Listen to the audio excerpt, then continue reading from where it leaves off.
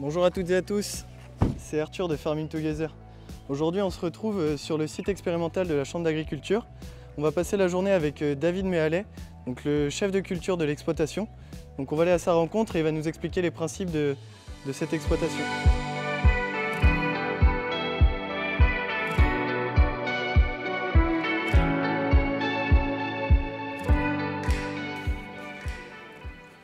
Bonjour David. Salut Arthur. Tu vas bien? Oui. Bon, tu prépares le distributeur d'engrais pour la saison peut-être? Oui, on révise, il faut que ça marche. Donc en XP, on n'a pas trop droit à la panne. Ouais. Donc ça s'entretient, on essaye de participer à ça. Ok. Donc comment va s'organiser la journée David du coup? Eh ben, on va faire le tour des parcelles, on va aller visiter divers essais longue durée qu'il y a sur la station et on va voir les grandes thématiques de recherche de la station. Parce que tu es ici sur la station agronomie des agriculteurs bretons. Ouais, d'accord. Donc pour les chambres d'agriculture de Bretagne. Et tu vas voir ici, c'est de l'agriculture plurielle. On a du conventionnel, de l'ACS, de la bio et tu verras qu'on travaille pour toute l'agriculture bretonne à Kerguelen. D'accord. Et on en profitera peut-être aussi pour voir la moissonneuse qui sème les couverts. Ouais, ça sera la surprise. Ok. Je vais te présenter Pierre, mon collègue, qui s'occupe de la partie XP, notation, et qui va vous présenter son labo, où on fait toutes les analyses de base.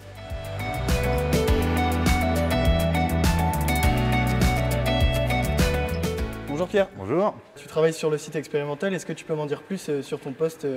Pas de souci, du coup moi ici je suis technicien aussi comme David, mais je m'occupe plus spécifiquement du suivi des essais. D'accord. Donc les notations, les prélèvements, en fait tout ce qui est lié aux essais directement. D'accord. Et puis aussi le travail au champ, les mises en place d'essais, et puis ponctuellement l'entretien de matériel.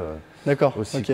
Et donc tu travailles aussi en labo, je suppose, peut-être à côté? Oui, voilà, on a un labo pour tout ce qui est mesure en fait des prélèvements qu'on fait sur les essais. Donc, je vais te montrer directement. Ok, donc ici tu as des étuves, donc ça permet de sécher nos échantillons végétaux, ça permet de connaître nos matières sèches qu'on a sur les essais. Donc c'est beaucoup utilisé par exemple pour connaître la matière sèche des couverts. D'accord. La biomasse des couverts. La biomasse principalement. Et pour pas mal de choses aussi. C'est un des des outils qu'on utilise beaucoup ici. Et on a le reste du labo qui est juste à côté. D'accord, ok, je te suis. Donc ici on est dans le labo. Donc c'est là qu'on triture un peu les échantillons végétaux qu'on récolte sur les essais. Ouais. Là on est en période hivernale, donc c'est relativement peu chargé. En général, il y a beaucoup d'échantillons, beaucoup de choses. D'accord. Là tu vas avoir en ce moment des tests Berlès sur colza. D'accord. Et le principe c'est?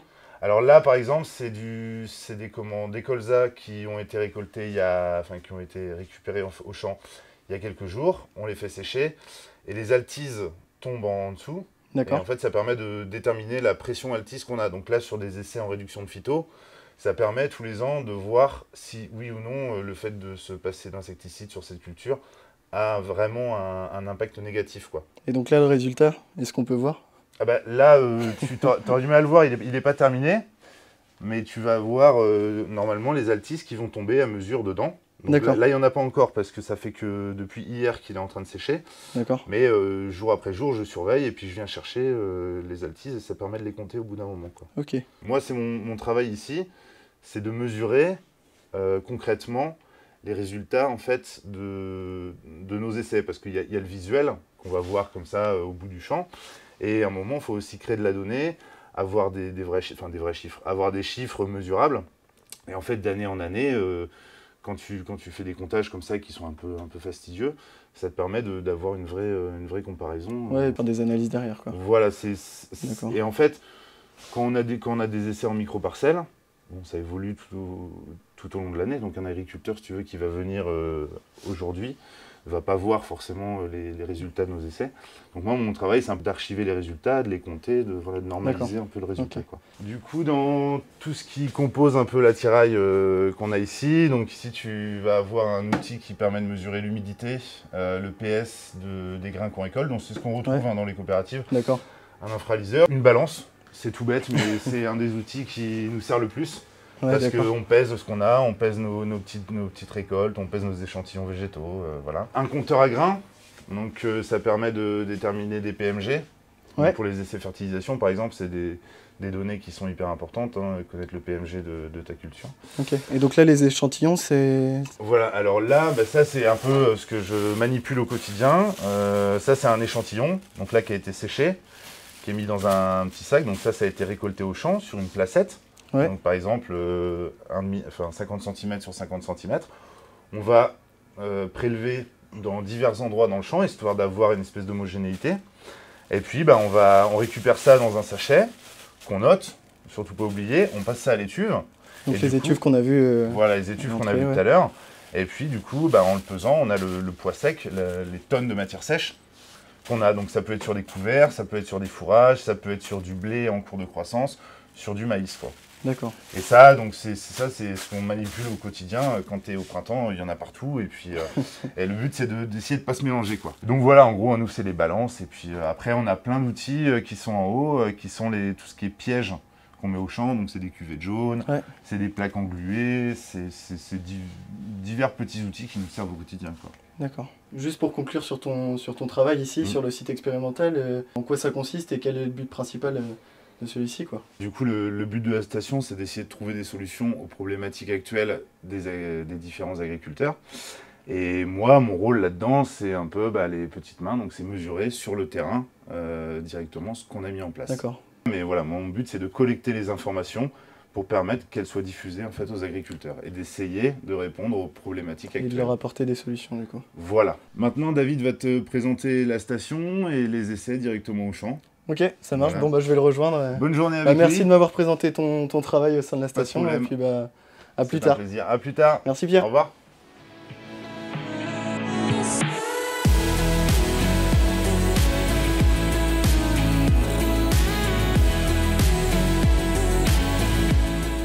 Donc Arthur, nous voilà arrivés sur une parcelle où il y a un essai couvert en place. Donc c'est une parcelle qui était en blé, sur lequel on est venu semer en direct un premier couvert qui a été exporté, et on a semé un couvert relais à base de seigle et de févrole. Et dans ce couvert relais à base de seigle et de févrole, on viendra semer directement des maïs avec le semoir monograine. Et donc l'intérêt, ce serait d'apporter une nouvelle source de fourrage en quelque sorte pour ça peut être des solutions pour des gens en méthanisation avec une cive, premièrement exporter et ressemer un couvert et avoir un couvert quand même malgré tout l'hiver et semer en direct des maïs derrière. Mais ça peut être une solution aussi pour les éleveurs d'avoir une première dérobée exportée à l'automne pour les besoins de l'élevage, et derrière avoir un couvert long pour réintroduire un semis direct de maïs au printemps. D'accord, et ça s'est passé comment du coup le semis? C'était dans des couverts qui étaient hauts comme ça ou une fois que c'était broyé? Donc le premier couvert a été exporté, certaines modalités ont été exportées, certaines modalités ont été broyées. D'accord. Et le semoir semis direct est venu dedans. Ouais, et les résultats, ça a donné quoi? Et donc les résultats, on a eu jusqu'à quelques-uns qui sont montés à 2, 3, voire 4 tonnes de matière sèche. Ah d'accord, quand même. Et donc derrière, on a quand même, malgré tout, malgré une récolte à l'automne, on a quand même un couvert en place pour l'hiver, et qui va venir attendre le semis de maïs du printemps. D'accord, donc le sol est toujours couvert, quoi. Le sol est toujours couvert. Il y a toujours de la vie sur le sol et on est sur des solutions avec une étude sans glyphosate, quoi. D'accord, ok. Des recherches de gestion des couverts. Et donc le sans glyphosate, ça a été en quelque sorte mis en place suite à la conjoncture ou suite au contexte un peu autour avec les phénomènes qui se sont mis en place depuis quelques années, avec la probabilité forte d'avoir un arrêt du glyphosate, c'est notre rôle, nous, d'anticiper des choses et d'avoir des solutions à proposer à nos agriculteurs si demain il est interdit. D'accord, ok. Donc c'est assez important pour nous de travailler là-dessus et de commencer à avoir des références fiables pour nos éleveurs demain. D'accord. Et ça fait longtemps que vous avez mis en place cette thématique? Donc ces essais-là rentrent dans le cadre du projet RASTA. Donc RASTA, recherche d'alternatives et de solutions techniques à l'agriculture de conservation des sols sans glyphosate. Et donc on en est en deuxième campagne de culture là-dessus.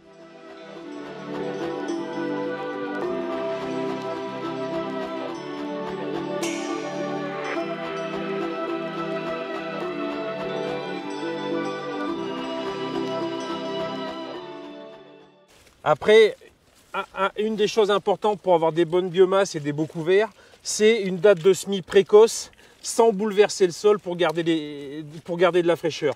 Plus tu seras près du semis, de la récolte pour ton semis, plus tu vas gagner sur tes biomasses. Et en ce moment en direct, tu évites de faire sécher ta surface et tu as des bien meilleurs levées.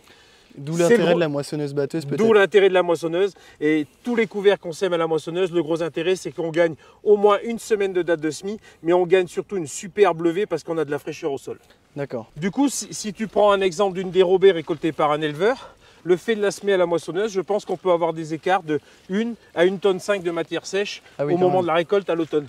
Donc pour un éleveur, ça peut être quand même une source hyper intéressante de fourrage pour son élevage. Ouais, c'est pas négligeable. Oui. Et sans compter les bénéfices qu'on va en trouver sur le plan agronomique, avec un superbe enracinement, avec une belle structure de sol, parce qu'on aura bien réussi nos couverts. D'accord. Donc ici, on arrive sur des parcelles qu'on a semées, où on a semé les couverts lors de la récolte avec la moissonneuse-batteuse. D'accord, et donc ce projet, il est né de quoi du coup? Alors ce projet, il est né d'une question et d'un constat. On connaît l'intérêt à semer le plus tôt possible nos couverts végétaux post-récolte.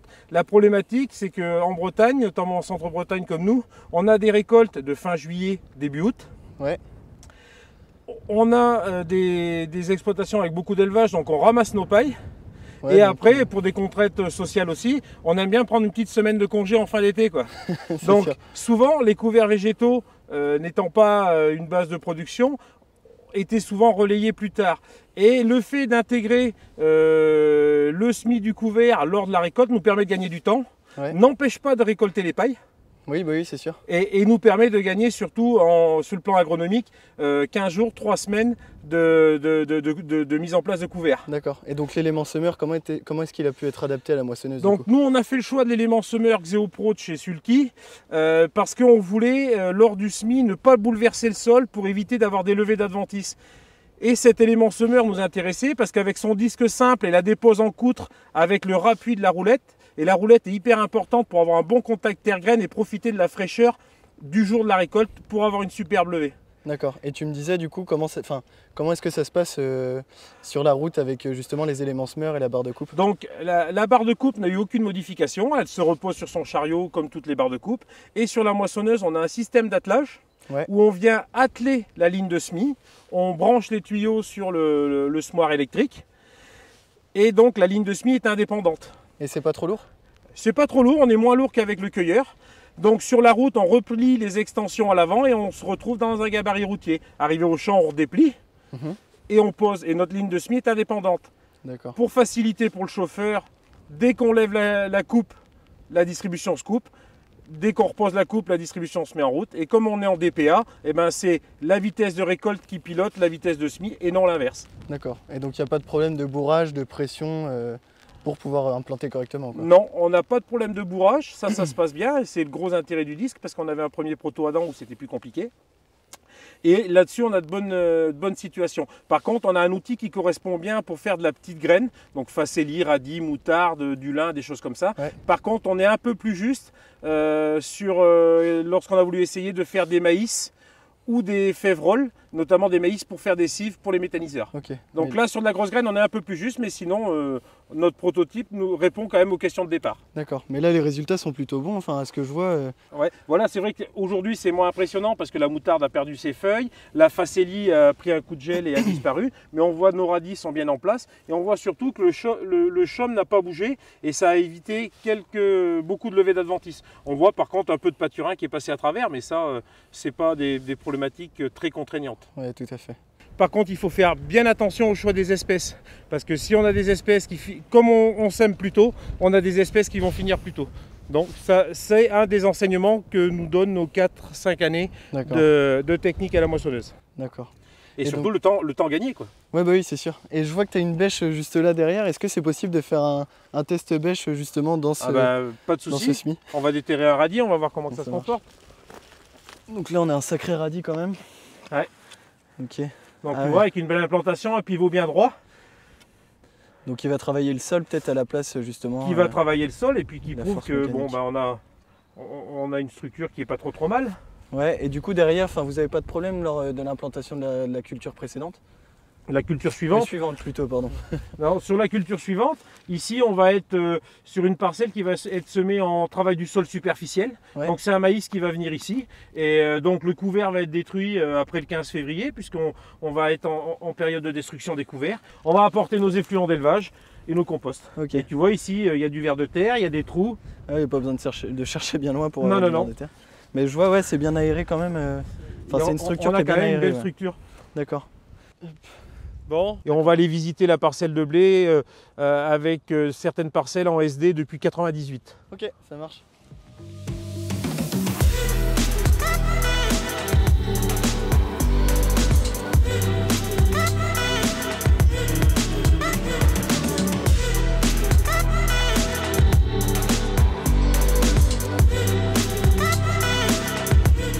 Et donc là, on arrive sur la parcelle de blé, c'est bien ça? Donc là, on arrive sur la parcelle de blé qui rentre dans le cadre de l'essai Rasta. D'accord. Donc ici, on est sur une parcelle avec un essai historique à Kerguéhennec où on avait en place différentes techniques de travail du sol avec une rotation maïs, blé, colza, blé et retour maïs. Donc, la Où on a des rotation- parcelles que je vais te montrer où on a du semi-direct depuis 1998. Ah oui, quand même. D'accord. Donc avec un retour. Donc dans un premier temps, cet essai-là faisait des comparaisons de travail du sol avec des comparaisons de ferti, organique, lisier de porc, fumier de volaille et en comparaison avec du minéral. Et aujourd'hui, dans les nouvelles problématiques donc de l'essai Rasta sans glyphosate, on est sur cet essai-là en train de voir comment on va pouvoir gérer ces techniques d'agriculture de conservation des sols, de semi-direct et de semi-direct dans le vivant, avec la problématique de plus de glyphosate. D'accord. Donc là aujourd'hui, on est en deuxième campagne et deuxième culture sur du sans glyphosate.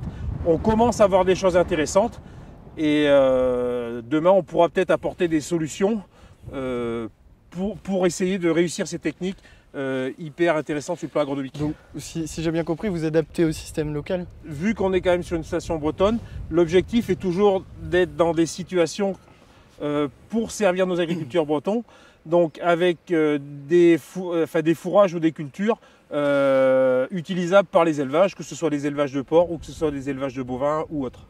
D'accord. Ok. Donc la problématique, elle est toujours à répondre à nos agriculteurs. D'accord. Donc ici, on arrive sur l'essai transfert. Donc c'est un essai qui est en place depuis plus de 20 ans aussi. D'accord. Ou alors où on a les trois techniques de travail du sol, du labour, du TCS et du semi-direct. Ouais. Et donc tu vois, chaque parcelle Ouais, est c'est équipée cloisonné, d'une bordure et cloisonnée. Les eaux sont du haut de la parcelle sont empêchées d'aller dans les parcelles. D'accord, elles sont dirigées. Et donc sur ces parcelles-là, on étudie les façons de ruisseler de surface entre les SD, les labours et les TCS. Où est-ce que ça ruisselle le plus, où est-ce que ça ruisselle le moins, et notamment le comportement des matières actives phytosanitaires. D'accord. Il y en a où on va retrouver plus dans l'eau par le ruissellement, il y en a qui vont se fixer plus au sol, et derrière on va voir, il y a des cuves pour récupérer, où on mesure les volumes récupérés et la vitesse d'arrivée dans les cuves. D'accord, parce que là j'ai vu qu'il y avait un pluviomètre en quelque sorte. Oui, il y a un pluviomètre électronique D'accord. qui permet pour nous de dater les épisodes de pluie et également de mesurer les intensités de pluie. Est-ce que c'est une pluie fine, est-ce que c'est une pluie orageuse, pour expliquer les phénomènes et derrière traduire ce qu'on récupère dans les cuves. D'accord.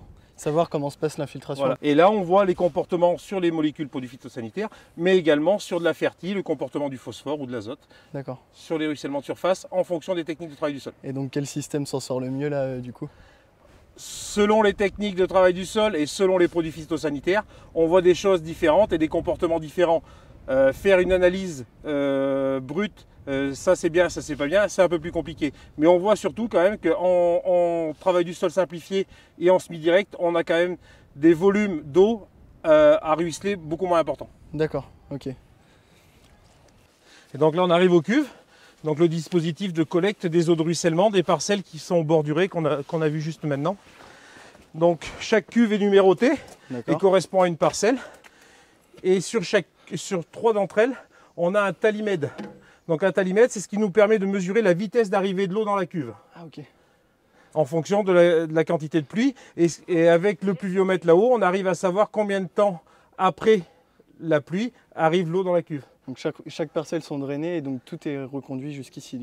Enfin, elles ne sont pas drainées, c'est des eaux de surface qui sont collectées avec le collecteur en bout et ça arrive ici. Okay. Et après ici, on brasse les cuves, on prélève un échantillon qu'on amène à l'analyse. Et donc pendant l'analyse, qu'est-ce que vous analysez particulièrement? Donc on va regarder les particules de terre, d'érosion qui sont arrivées dedans et on va rechercher si les molécules que l'on a utilisées sur la parcelle en désherbage ou autre, on les retrouve et en quelle quantité dans l'eau. Et maintenant, je te propose d'aller voir d'autres parcelles, d'autres essais. D'accord, ok. Et j'en profite pour te demander, à chaque épisode, on prélève un échantillon de terre sur chaque exploitation pour avoir le type de sol et pour compléter notre collection à la Conillet. Et je voulais savoir si c'était possible aussi de prendre un échantillon sur Pas le de site souci, expérimental. on arrivera à te trouver un peu. Bon, impeccable.